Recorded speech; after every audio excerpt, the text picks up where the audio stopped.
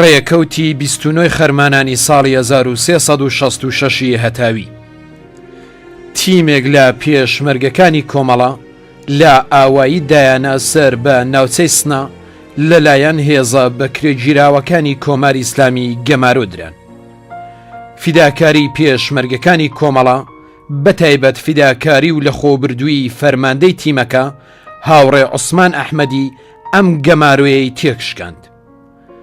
لەم هێرشەدا دوو پێشمەرگەی فیداکاری کۆمەڵە بە توندی بریندار بوون. لە حاڵێکدا کە هاوڕێ عوسمان بۆ خۆی بریندار ببوو، قارەمانانە لە بەرابەر بەکرێگیراوانی کۆماری ئیسلامی وەستا و حەماسەیەکی کەمیێنەی تۆمار کردو تا دوایین هەناسەی دەستی لا چەکەکەی بەرنەدا. بەداخەوە لەم شەڕەدا هاوڕێ عوسمان ئەحمەدی و هاوڕێ ئەرسەلان کاویانی جانی ئازیزیان بەخت کرد. هاوڕێ عوسمان ئەحمەدی ساڵی 1341 هەتاوی لە ئاوایی ئارەنان سەر بە شاری سنا لەدایک بوو. ساڵی 1358 هەتاوی و پاش ئازادکردنی کوردستان لەگەڵ کۆمەڵە ئاشنا بوو تا ساڵی 1362 هەتاوی وەک لایەنگرێکی چالاکی کۆمەڵە درێژەی بە خەباتی سیاسیدا و هەرەو ساڵە هاتە ناو ڕیزی پێشمەرگەی کۆمەڵە. دوای ماوەیەک بوو بە فەرماندەی واحدێک لە پێشمەرگەکانی گوردانی شوان و ساڵی 1363 هەتاوی بوو بە ئەندامی کۆمەڵە. هاوڕێ ئەرسەلان کاویانی لە ناوچەی سنا لەدایک بوو. ساڵی 1364 هەتاوی هاتە ناو ڕیزی پێشمەرگەکانی کۆمەڵە. ڕێکەوتی 29 خەرمانانی ساڵی 1368 هەتاوی چوار پێشمەرگەی فیداکاری کۆمەڵە لە ئاکامی شەڕی ناوخۆیی لە ناوچەی شلێر، لە بەرزایەکانی نێوان هەنجیران و وشکەڵان، لە خاکی کوردستانی عێراق بە ناوەکانی هاوڕێ شەهێن ساعدی، هاوڕێ نەوزەر مەلەکپور، هاوڕێ ئەحمەد عەزیزی و هاوڕێ عەبدوڵڵاه ئەحمەدی جانی ئازیزیان بەخت کرد. هاوڕێ عەبدوڵڵاه ئەحمەدی ناسراو بە عەبەچۆڕ ساڵی 1342 هەتاوی لە ئاوایی چۆڕ سەر بە ناوچەی مەریوان لەدایک بوو. ساڵی 1365 هەتاوی هاتە ناو ڕیزی پێشمەرگەی کۆمەڵە. پاش ماوەیەک چووە شاری مەریوان و وەک تەشکیلاتی نەهێنی درێژەی بە چالاکیدا و ماوەیەکیش گیرە. پاش ئازادبوونی سەر لە نوێ هاتەوە ناو ڕیزی پێشمەرگەی کۆمەڵە. هاوڕێ شەهێن ساعدی ساڵی 1346 هەتاوی لە ئاوایی موژژ سەر بە ناوچەی کامیاران لەدایک بوو. ساڵی 1362 هەتاوی هاتە ناو ڕیزی پێشمەرگەی کۆمەڵە و وەک مامۆستا لە ڕیزەکانی کۆمەڵەدا درێژەی بە چالاکیدا. هاوڕێ ئەحمەد عەزیزی لە ئاوایی ژان سەر بە ناوچەی ژاوەرۆی سنا لەدایک بوو. لە دەیان شەڕی ناوچەی جنوبدا چالاکانە بەشداری کرد.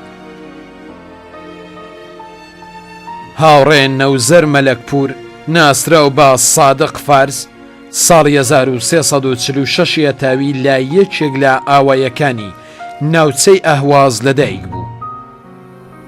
ساڵی 1363 هەتاوی لە بانە سەرباز بوو کە خۆی دەرباز کرد و خۆی گەیاندە مەقەڕەکانی کۆمەڵە.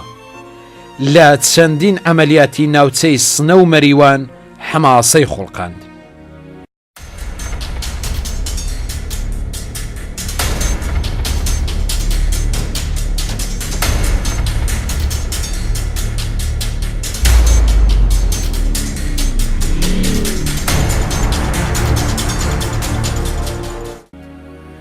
ڕێکەوتی سی خەرمانانی ساڵی 1361 هەتاوی لە ئەمەلیاتێکی پێشمەرگەکانی کۆمەڵە لە پەلی شەید حەمید دوو پێشمەرگەی فیداکاری کۆمەڵە بە ناوەکانی هاوڕێ جەماڵ فەکووریان و هاوڕێ عەزیز گەزانی لە نیزیگ ئاوایی خرۆسە لە سەر جادەی سنە مەریوان جانی ئازیزیان بەخت کرد.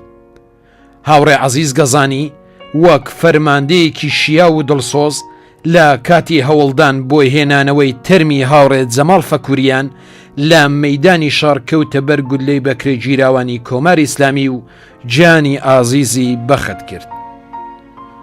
هاوڕێ عەزیز گەزانی ناسراو بە عەزیز کەمێزی ساڵی 1337 تاوی لە ئاوایی کەمێز سەر بە ناوچەی سنە لەدایک بوو. ئەم ئەندامە لێ هاتووی کۆمەڵە فەرماندەی پەری شەید حەمیدی لە ئەستۆ بوو. هاوڕێ جەماڵ فەکووریان ساڵی 1338 تاوی لە شاری سنە لەدایک بوو.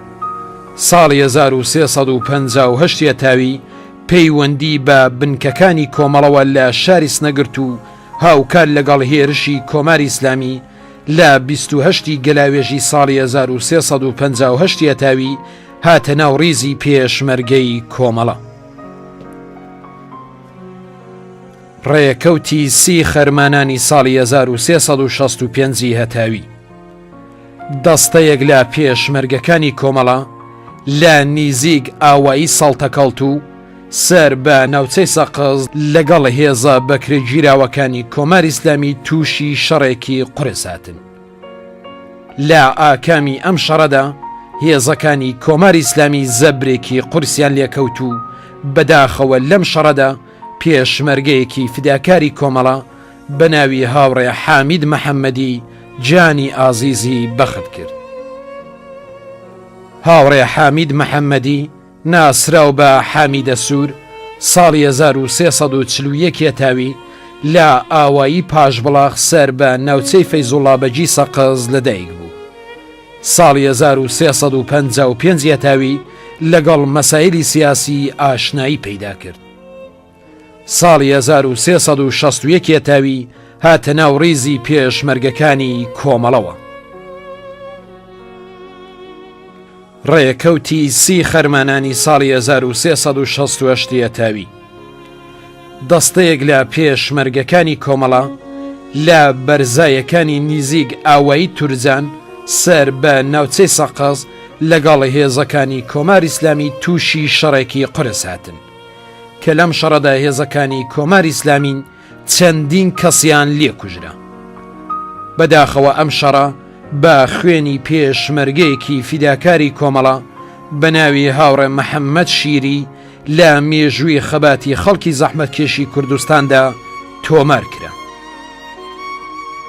هاوڕێ محەممەد شیری ساڵی 1345 تاوی لە ئاوایی ئارابەغڵ و سەر بە ناوچەی سەقز لەدایک بوو. چەندین ساڵ وەک تەشکیلاتی نێنی کۆمەڵە درێژەی بە چالاکیدا. ساڵی 1365 تاوی هاتە ناو ڕیزی پێشمەرگەی کۆمەڵە. ئەم ئەندامە چالاکەی کۆمەڵە دوایین ئەرکی تەشکیلاتی جێگری فەرماندەی دەستەیەک لە پێشمەرگەکانی کۆمەڵە بوو.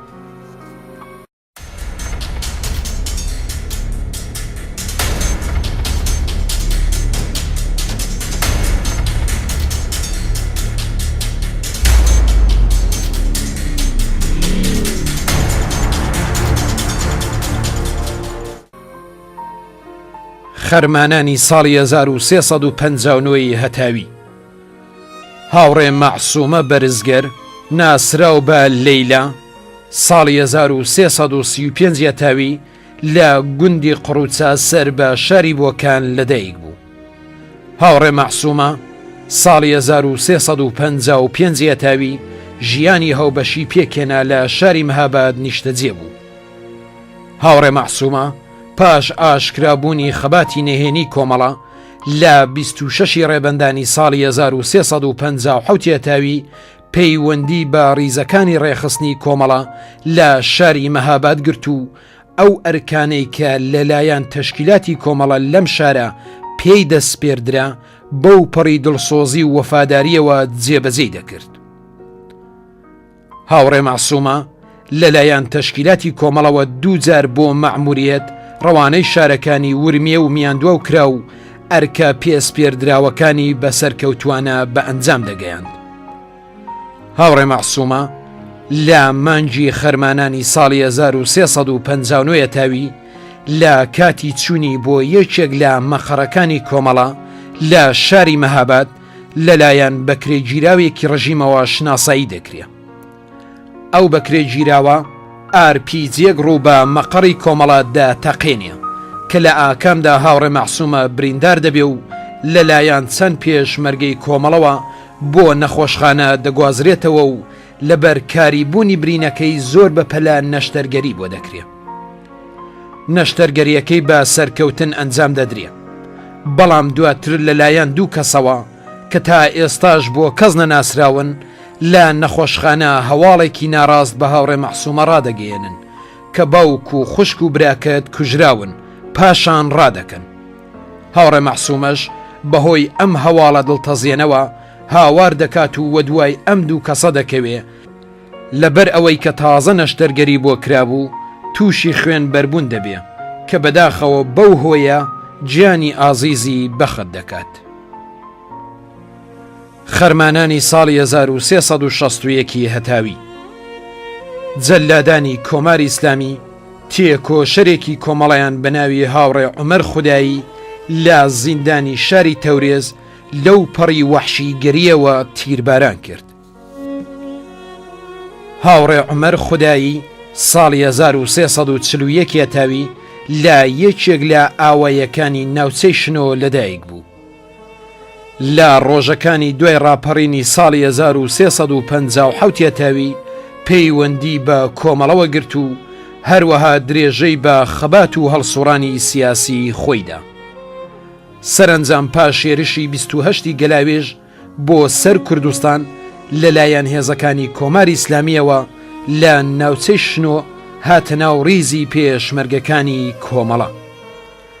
پاش هێرشی دووهەمی ڕژیم بۆ سەر کوردستان هاوڕێ عومەر ماوەیەک لە ئاوایەکانی ئەو ناوچەیە خەریکی کار و تەبلیغی سیاسی لە نێو کرێکاران و زەحمەتکێشاندا بوو.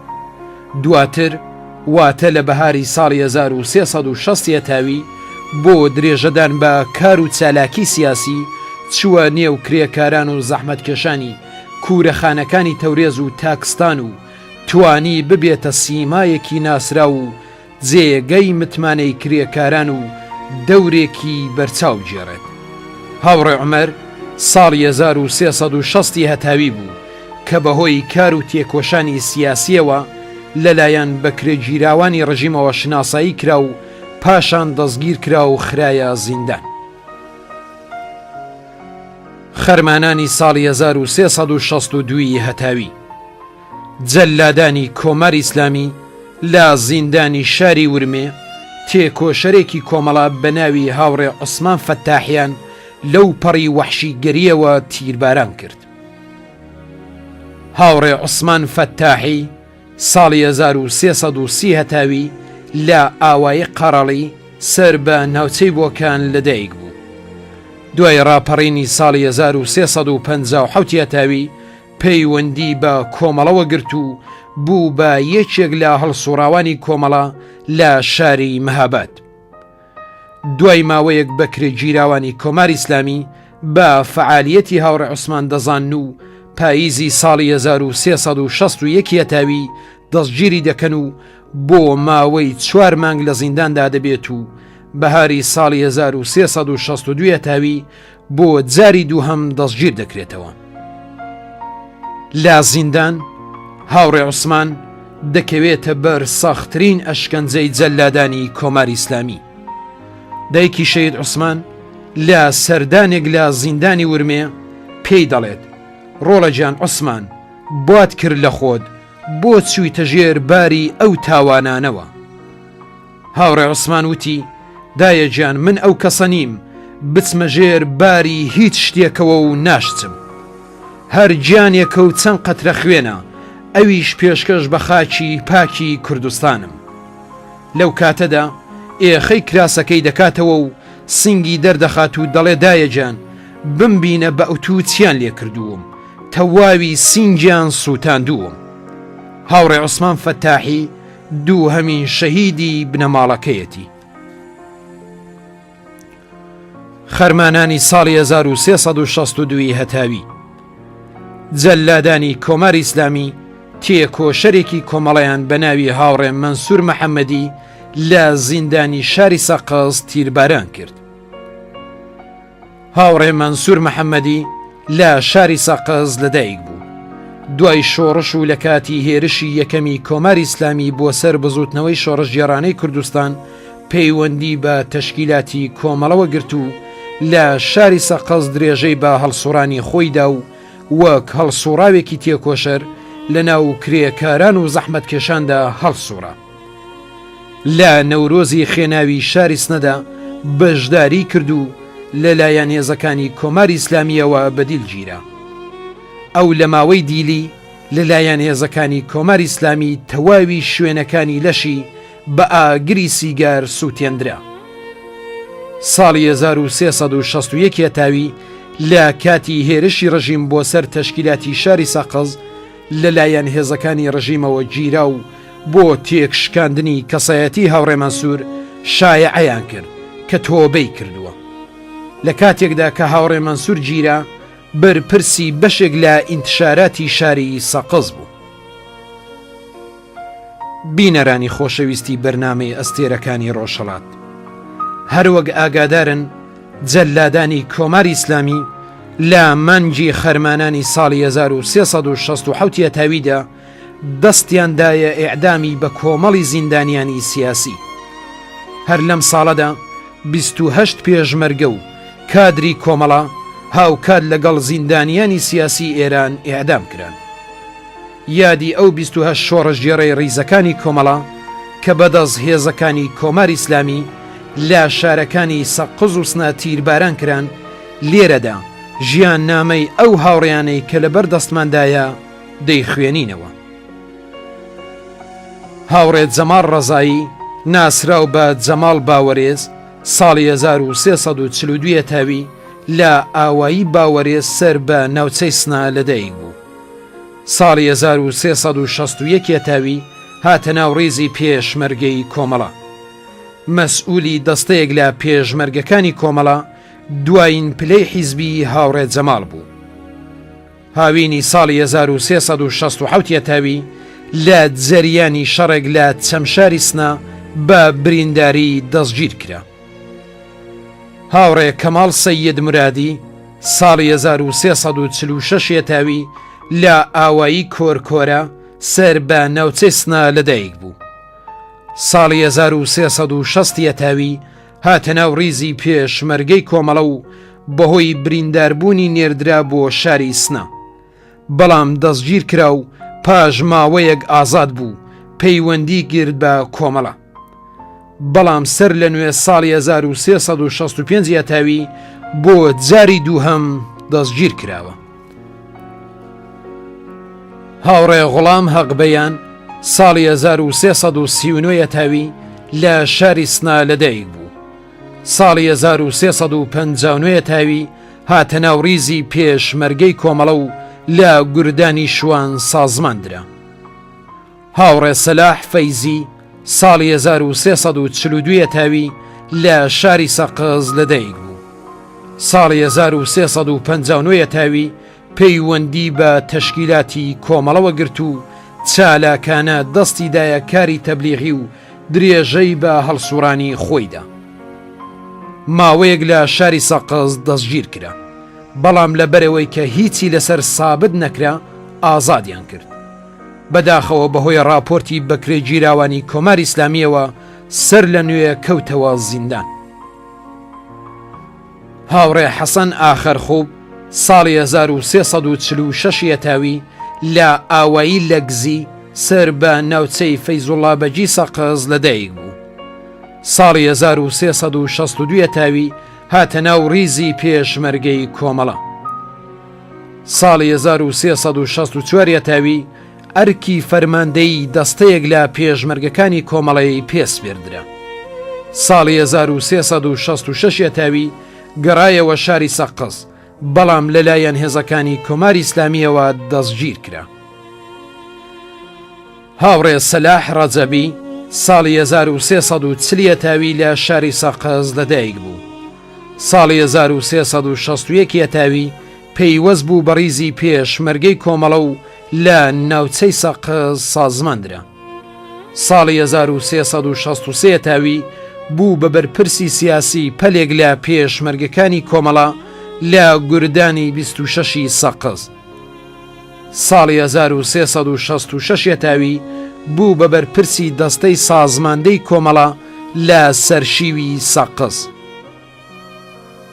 هاوڕێ حەسەن حەسەنپور ساڵی 1342 تاوی لە ئاوایی سەڵتەکەڵت و سەر بە ناوچەی سەقز لەدایک بوو. لە شاری سەقز خوێندنی تەواو کرد و لە ئاوایی شێخ چۆپان دەستی کرد بە کاری معەلیمی. ساڵی 1357 تاوی لە گەڵ تەشکیلاتی کۆمەڵە ئاشنایی پەیدا کرد و ساڵی 1359 تاوی پەیوەست بوو بە هێزی پێشمەرگەی کۆمەڵە و لە گوردانی 26 سەقز سازماندرا. هاوڕێ کەریم مەحەممەد نییە ساڵی 1345 تاوی لە ئاوایی خۆشقشلاق سەر بە ناوچەی فەیزوڵڵا بەجی سەقز لەدایک بوو. ساڵی 1359 هەتاوی پەیوەندی بە کۆمەڵەوە گرت و ساڵی 1363 تاوی پەیوەست بوو بە هێزی پێشمەرگەی کۆمەڵە و لە گوردانی چیا سازماندرا و دوای ماوەیەک لە گوردانی 26 سەقز سازماندرا. هاوڕێ عەلی خاتوونی لە ڕۆژی 27 ڕەشەمەی ساڵی 1366 تاوی بەهۆی کیمیابارانی شوێنی پێشمەرگەکانی کۆمەڵە لە هەڵەبجە لە کوردستانی عێراق بێجگەلەوەی کە 58 پێشمەرگەی فیداکاری کۆمەڵە گیانی ئازیزیان بەخت کرد، 12 پێشمەرگەی تر بە برینداری کەوتنە دەسێزەکانی کۆماری ئیسلامی کە 11یان لە مانگی خەرمانانی ساڵی 1367 تاوی لە شاری سنە تیرباران کرد. لێرەدا ژیان نامەی ئەم شەهیدە سەربەرزانەی کۆمەڵە دەخوێنینەوە. هاوڕێ فەرهاد حاجی میرزایی ساڵی 1342 تاوی لە ئاوایی باوەڕێ سەر بە ناوچەی سنا لەدایک بوو. ساڵی 1360 تاوی لە تەشکیلاتی نهێنی کۆمەڵەدا درێژەی بە خەباتی سیاسیدا و پاشان هاتە ناو ڕیزی پێشمەرگەی کۆمەڵە. هاوڕێ فەرهاد ئەندامی کۆمەڵە و جێگری فەرماندەی پەلێک لە پێشمەرگەکانی کۆمەڵە بوو. هاوڕێ عەتیە شەریفی ساڵی 1347 تاوی لە ئاوایی گەزان سەر بە ناوچەی بەرپلەی ساڕاڵی ناوچەی سنە لەدایک بوو. ساڵی 1359 هەتاوی پەیوەندی بە تەشکیلاتی کۆمەڵەوە گرت و ساڵی 1364 تاوی هاتە ناو ڕیزی پێشمەرگەی کۆمەڵە. هاوڕێ ناسر هادی ساڵی 1345 تاوی لە شاری مەریوان لەدایک بوو. ساڵی 1361 تاوی دەستگیر کرا و ساڵی 1362 تاوی پاش ئازادبوونی هاتە ناو ڕیزی پێشمەرگەی کۆمەڵە. بەهۆی لێهاتووی لە کاروباری هونەری لە کۆڕی بانگەوازی کۆمەڵەدا سازماندرا. هاوڕێ شاهلا کولاخ قوچی ساڵی 1340 هەتاوی لە شاری سنا لەدایک بوو. ساڵی 1361 تاوی هاتە ناو ڕیزی پێشمەرگەی کۆمەڵە و لە دەیان شەڕی ناوچەی جنوب چالاکانە بەشداری کرد. هاوڕێ شاهلا بەرپرسی سیاسی دەستەیەک لە پێشمەرگەکان و ئەندامی کۆمەڵە بوو. هاوڕێ جەبار سەید مرادی ناسراو بە شوان ساڵی 1348 تاوی لە شاری سنا لەدایک بوو. ساڵی 1362 تاوی پەیوەندی بە تەشکیلاتی کۆمەڵەوە گرت. ساڵی 1365 تاوی هاتە ناو ڕیزی پێشمەرگەی کۆمەڵە. هاوڕێ زەمانە قادری ناسراو بە ژاڵە لە ئاوایی نێر سەر بە ناوچەی مەریوان لەدایک بوو. ساڵی 1365 تاوی هاتە ناو ڕیزی پێشمەرگەی کۆمەڵە و لە گوردانی شوان سازماندرا. هاوڕێ هوشەنگ زەندی ناسراو بە قادر ساڵی 1330 تاوی لە شاری سنا لەدایک بوو. ساڵی 1359 تاوی هاتە ناو ڕیزی پێشمەرگەی کۆمەڵە و لە گوردانی شوان سازماندرا و ساڵی 1365 تاوی بوو بە جێگری کومیتەی ناوچەی سنا.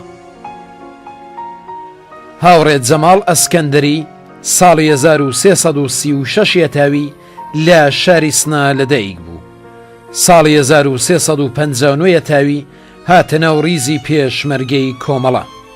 ساڵی 1365 تاوی لە گوردانی شوان سازماندرا. هاوڕێ جەماڵ بەرپرسی تەدارکاتی گوردانی شوان بوو. هاوڕێ عەلی مرادی ساڵی 1343 تاوی لە شاری سنا لەدایک بوو. ساڵی 1358 تاوی پەیوەندی بە کۆمەڵەوە گرت. ساڵی 1361 تاوی دەستگیر کرا و 3 ساڵ لە زیندان لەژێر سەختترین ئەشکەنجە و ئازاری جەلادانی کۆماری ئیسلامیدا بوو. ساڵی 1365 تاوی هاتە ناو ڕیزی پێشمەرگەی کۆمەڵە.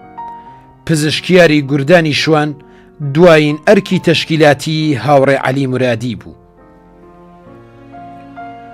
هاوڕێ جەمیل ئەحمەدی ناسراو بە ئارام ساڵی 1347 تاوی لە گەڕەکی کانی کوزەڵەی شاری سنا لەدایک بوو.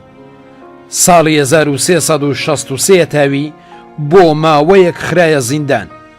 پاش ئازادبوونی پەیوەندی بە کۆمەڵەوە گرت و ساڵی 1366 تاوی هاتە ناو ڕیزی پێشمەرگەی کۆمەڵە و لە گوردانی شوان سازماندرا.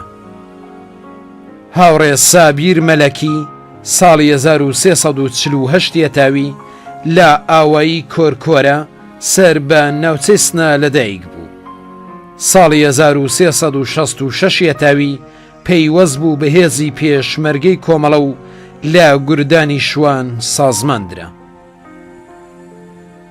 خەرمانانی ساڵی 1368 هەتاوی پێشمەرگەیەکی فیداکاری کۆمەڵە بە ناوی هاوڕێ حەسەن کەمانگەر بەهۆی ڕووداوێکی دڵتەزێن لە سەرشیوی سەقەز گیانی ئازیزی لەدەستدا.